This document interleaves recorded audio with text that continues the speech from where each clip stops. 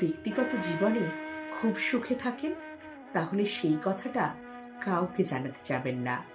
আপনার জীবনে যদি খুব তাড়াতাড়ি খুব ভালো কিছু হতে চলেছে এমন হয়, তাহলে সেই কথাটা আগে থেকেই কাউকে জানাবার দরকার নেই।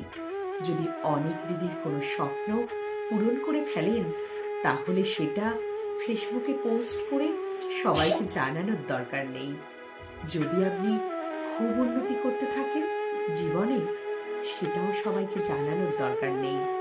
জীবনে কিছু জিনিস নিজের এবং নিজের পরিচিত গণ্ডির মধ্যেই রাখা উচিত। কারণ আপনি যতই সবাইকে আপন মনে করুন না কেন, সবাই কিন্তু আপনার আপন হয় না।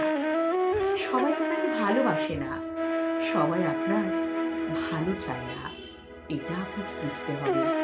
যদি সারা জীবন ভালো থাকতে চান, তাহলে কিছু কিছু জিনিসে একটু গোপনীয়তা বজায় রাখতেও শিখতে হবে।